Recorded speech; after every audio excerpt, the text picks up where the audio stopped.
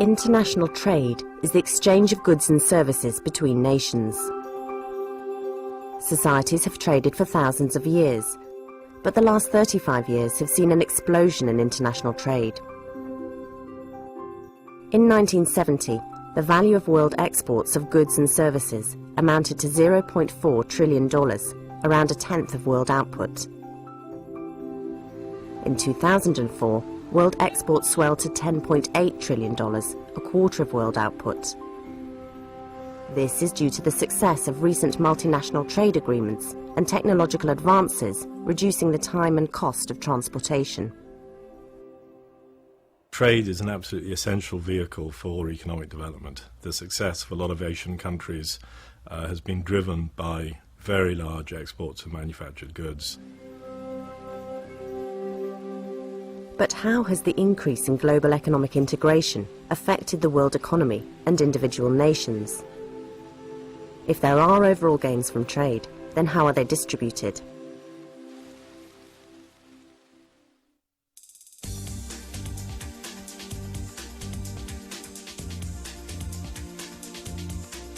To examine the impact of international trade, we need to understand the pattern of trade, or who sells what to whom.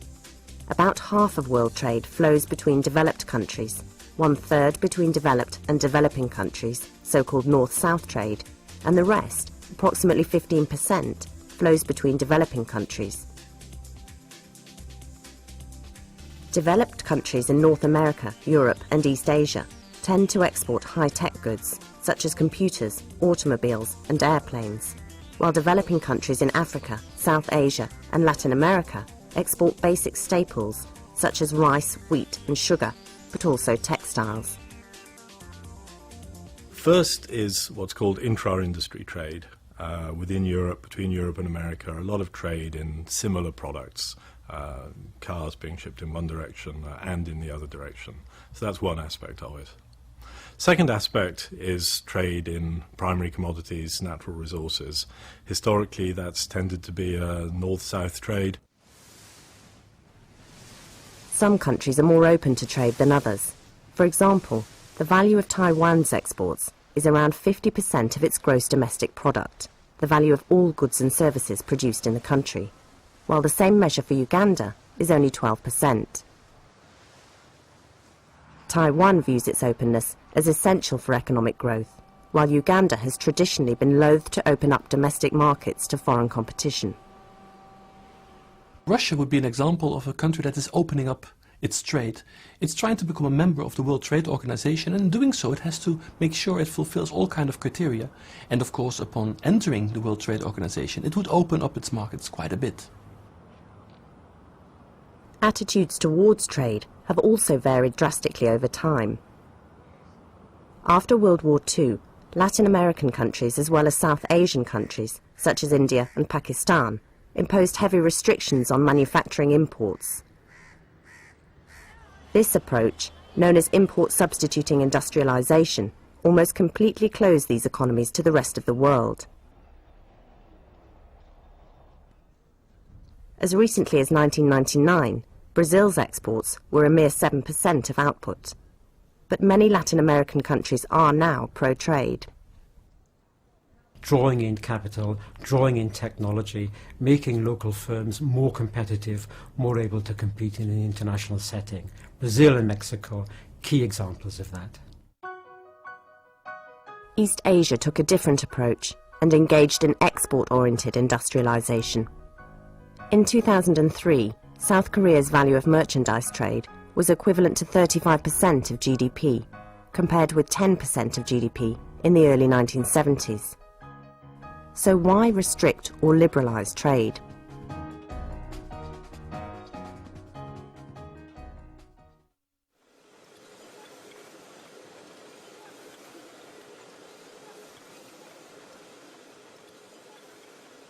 There are two main reasons why specialization and trade is considered beneficial for a country. The first reason is based on the concept of comparative advantage. Comparative advantage was first introduced by the 19th century economist David Ricardo and emphasizes differences in countries' resources and productivity levels. The second reason is based on economies of scale, which says that a greater scale of production makes production more efficient or lowers the cost per unit of output.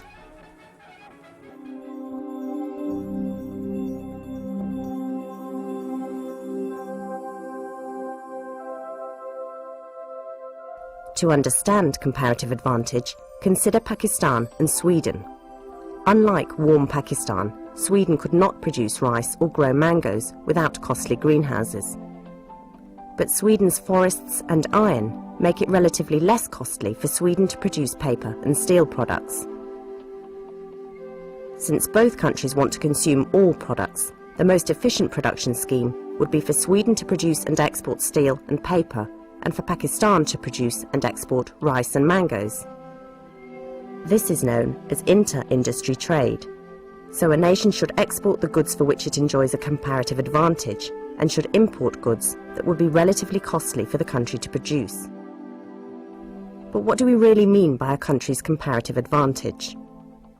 Even though a country may have a disadvantage in producing any single good with respect to another country, in at least one commodity it will have a relative advantage. For a country to have a comparative advantage in the production of a good, it must be able to produce that good at a lower opportunity cost relative to another country. The opportunity cost is the foregone opportunity to produce some other good. The opportunity cost of a CD is what you would have been able to do with the $10 had you not spent it on a CD. So the cost of a CD is not being able to go out to dinner. It's not being able to buy a shirt. Suppose an American worker can produce 10 pairs of jeans or 20 cars per day, while a Chinese worker can only produce 6 pairs of jeans or 6 cars per day. Clearly, an American worker is more productive overall. But in terms of comparative advantage, the Chinese worker is relatively more productive in producing jeans than the American worker, as the opportunity cost of producing a pair of jeans in China is only 1 car, while the corresponding opportunity cost in the US is 2 cars. It would therefore be cost efficient if the US produced automobiles and China produced jeans.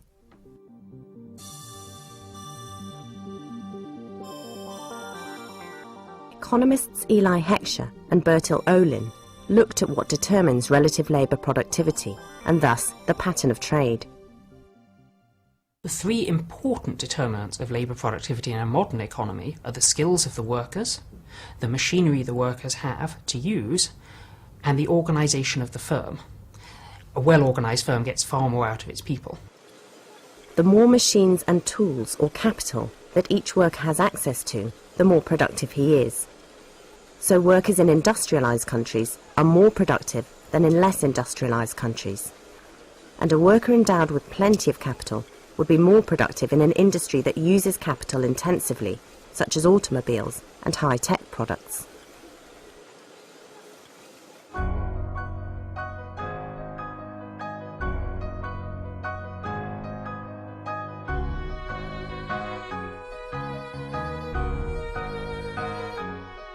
Countries abundant in labour tend to export goods such as textiles and basic staples that are produced with a high labour content. Heckscher trade theory suggests that developing countries will have a comparative advantage in unskilled labour-intensive products, and indeed so it turns out to have been. China now is a major exporter of low-cost, labour-intensive manufactured product, and that's their comparative advantage, but that may change.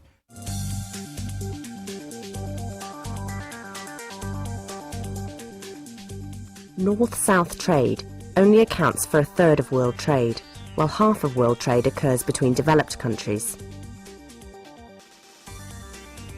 The theory of comparative advantage only works when countries have different resource endowments. Developed countries are similar in this respect, so what drives trade between the US and the European Union?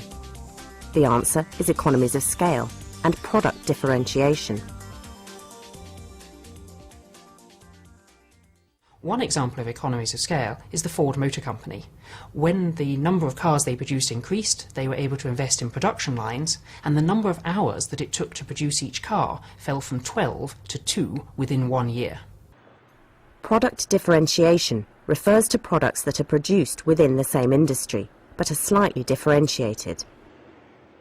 Imagine Ford or Toyota producing only red or yellow cars in one model. Obviously, it's not going to be very attractive. So product differentiation makes products attractive. To understand the potential gains from trade due to economies of scale, consider that Japan, the US, and several European countries all produce cars, so consumers can choose between a fast Ferrari, a stately Bentley, a family Ford, or an off-road Jeep. The scale of production for each car type is increased by access to foreign markets, leading to lower cost of production and so lower retail prices.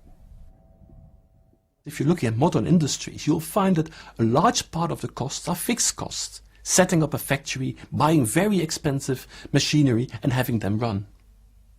Under such circumstances, it's very important that you have a large scale of production, because only then you can profit from the setup costs. But without international trade, the variety of cars available to the domestic consumer would be restricted, and since the scale of production would be low, the cars would be expensive to buy. Clearly, trade within industries, so-called intra-industry trade, is welfare improving, since the cost of production is lower and the product variety greater. Developed countries with large high-tech manufacturing sectors, which give rise to more differentiated goods, reap greater gains from intra-industry trade than developing countries, whose exports, such as staple foods, are less differentiated.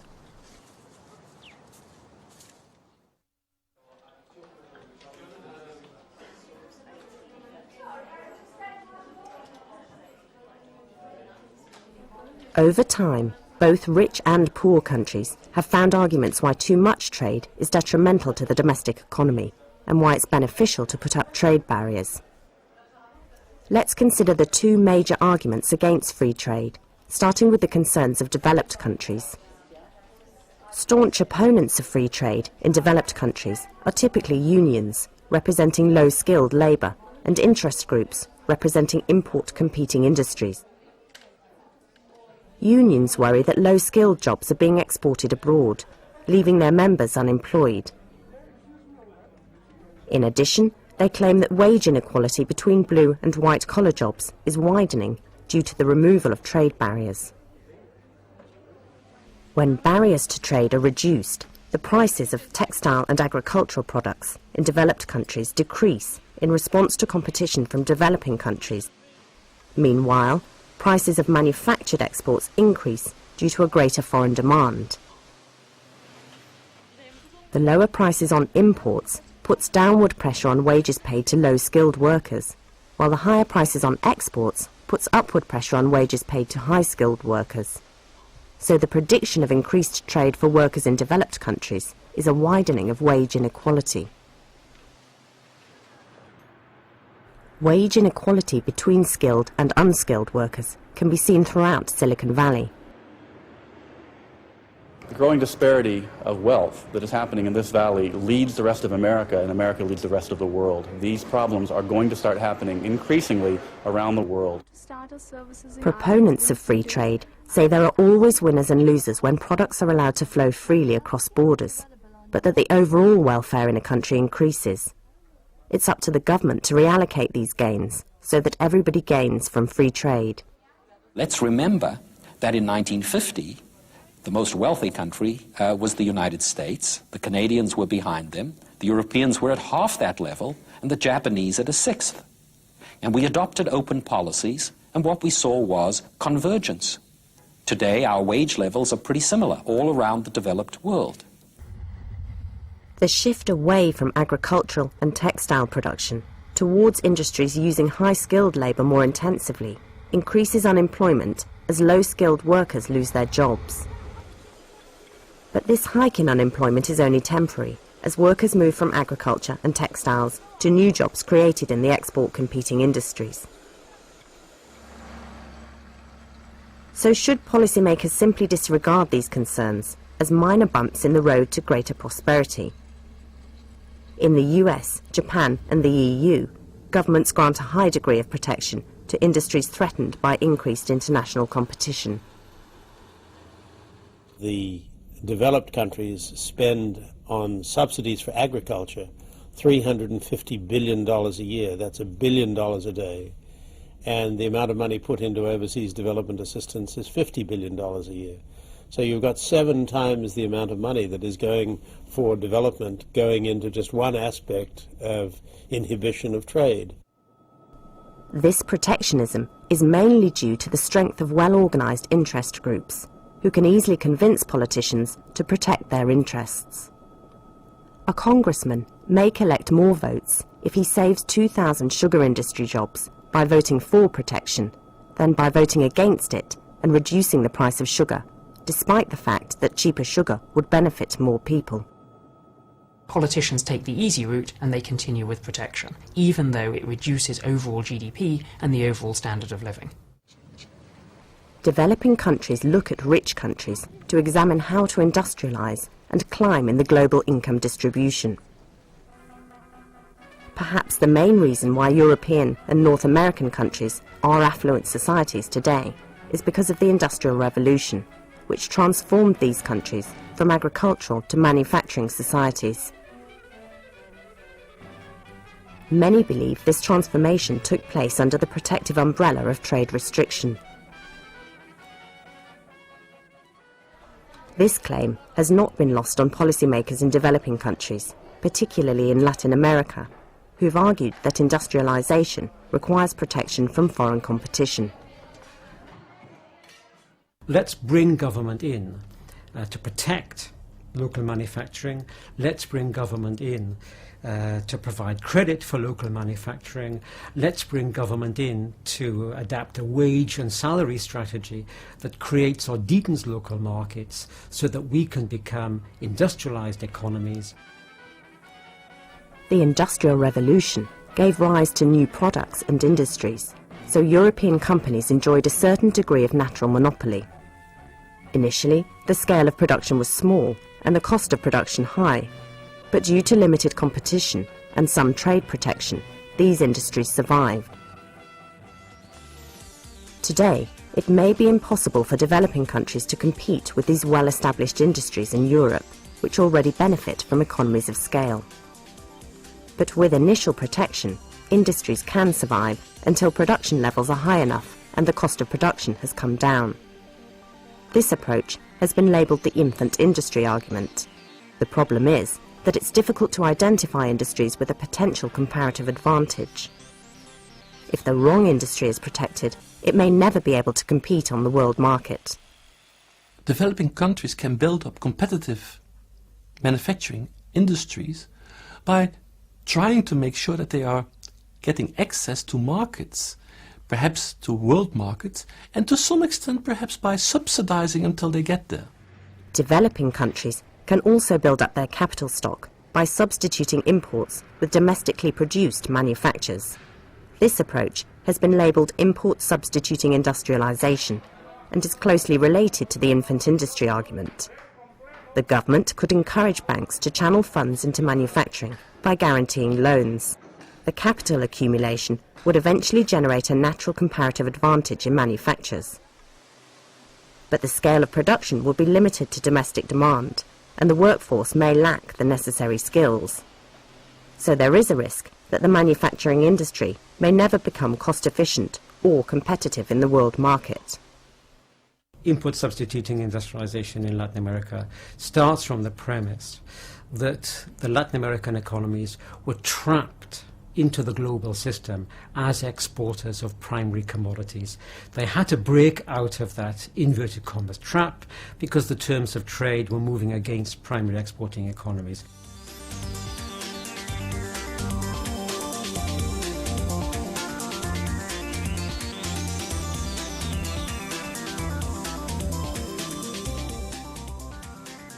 The desire of poor countries to industrialise is understandable. They view their comparative advantage in basic staples as a recipe for remaining at the bottom of the income distribution, particularly since rich countries subsidise domestic agricultural and textile industries so heavily. Even if subsidies were eliminated, a competitive manufacturing sector would still be desirable for more product differentiation and intra-industry trade, which currently elude developing countries.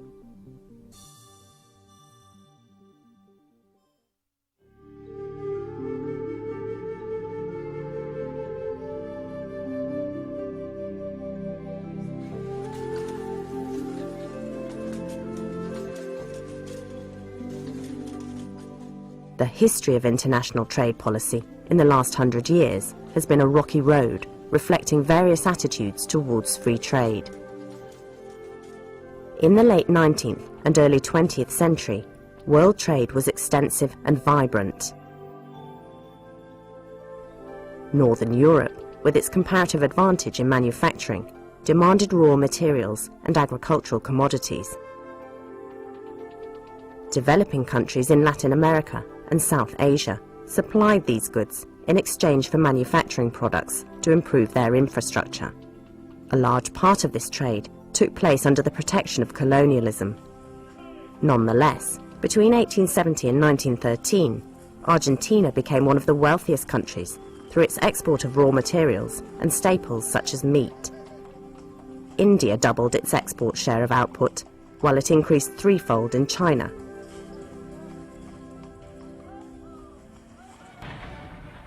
At the outbreak of World War I, the world economy collapsed and did not fully recover until after World War II. After World War I, many developing countries again emerged as large producers of agricultural commodities, and world prices of these dropped.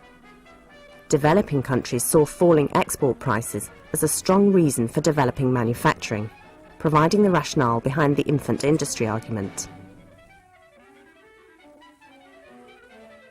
In developed countries, low commodity prices threatened domestic agriculture, and political pressure mounted to impose import tariffs. The US passed the infamous Smoot-Hawley Tariff Act in 1930, raising import tariffs significantly and arguably prolonging the Great Depression. The worldwide economic slowdown in the 1930s and the reversal in attitudes towards free trade caused world trade to shrink by 66% between 1929 and 1934.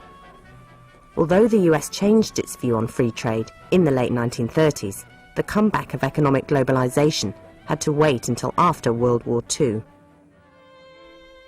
After World War II, many primarily rural nations who'd just rid themselves of their colonial masters were eager to develop their own manufacturing industries by imposing heavy restrictions on imports. This tendency was particularly strong in Latin America and South Asia, where import substituting industrialization was pursued for almost 30 years.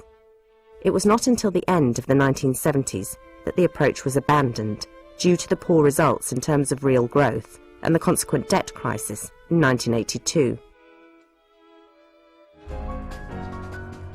But perhaps the most convincing argument against the infant industry argument was the remarkable success of East Asian economies. Hong Kong, Thailand, Singapore, and other East Asian countries had pursued a quite different trade policy of export-oriented industrialization. It was similar to import-substituting industrialization in that the government encouraged capital to flow into manufacturing.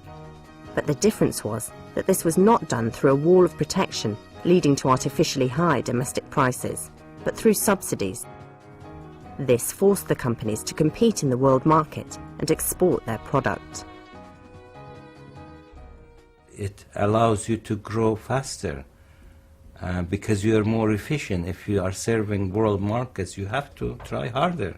You have to use your resources more economically, more efficiently. Those who are focusing on this and following this strategy, the tiger economies, have been vastly successful. Whereas you look at other countries which followed the opposite strategy of import substitution, as perhaps in Latin America, you would say they were quite unsuccessful. Unlike the inward-oriented policies in Latin America, Asian manufacturers could take advantage of economies of scale in production, since they had a much larger market. The annual growth rate in manufacturing in East Asia between 1965 and 1989 was above 11%, while it was about 5% in Latin America. East Asian success during this period was staggering in comparison to Latin America.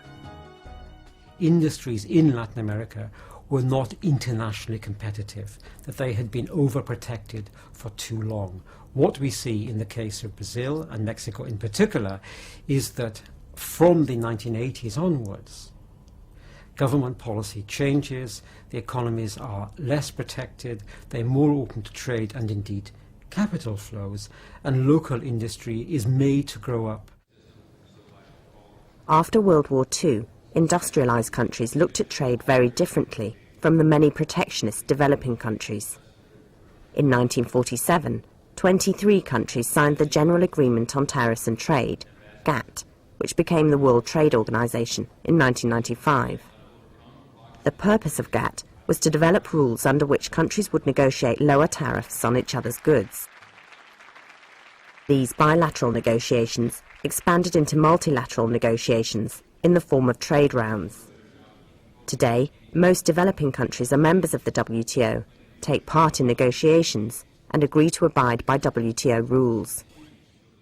The main challenge is to build a universal system, a system which includes all the nations of the world inside a rule-based system, not a power system, where their relation will be made because of the rules that they have agreed together and not because of their power relations. Governments in industrialized countries continuously pushed for free trade, despite their own reluctance to reduce domestic textile and agricultural subsidies. But there has been growing resistance to trade liberalization amongst low-skilled labor.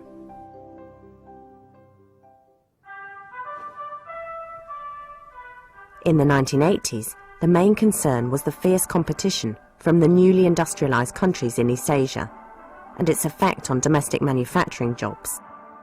In the 1990s, the argument was that international trade increased the wage gap between blue and white-collar workers. Opponents of free trade believe that if, for example, we're importing goods from China, that means less jobs in the United States. And in particular, it means less jobs for the people who are doing the things that can now be done in China, mass-produce low-skilled work. And therefore they argue that free trade increases inequality by making the poor poorer or making the poor unemployed. In fact, the evidence suggests that the increase in the wage gap between blue and white-collar workers is most likely due to technological advances in high-skilled labour industries. But the North American Free Trade Agreement, NAFTA, between Canada, Mexico and the US was particularly controversial and was barely passed by the House of Representatives in 1993. Its strongest opponents were the labour unions, who argued that low-skilled US workers would lose their jobs to cheap Mexican labour. There's no doubt in my mind at all that NAFTA cost me my job and cost the people that I worked with for the last 28 years their jobs.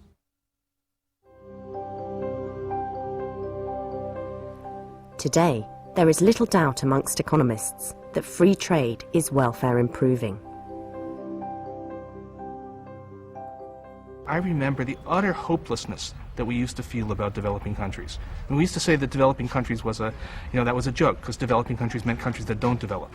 And we've had successes since then. Not across the board, not everywhere, not everything you want. But we've had some successes, and all of the successes are associated with freer trade, with growing exports.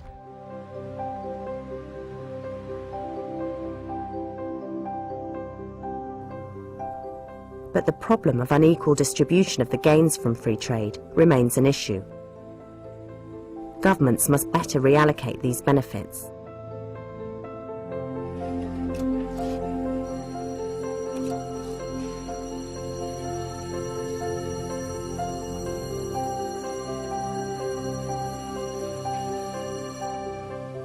The most incisive arguments against free trade today are not economic ones, but emphasize the impact of international trade on labour standards in developing countries, the destruction of cultural identity, and the World Trade Organization's violations of national independence.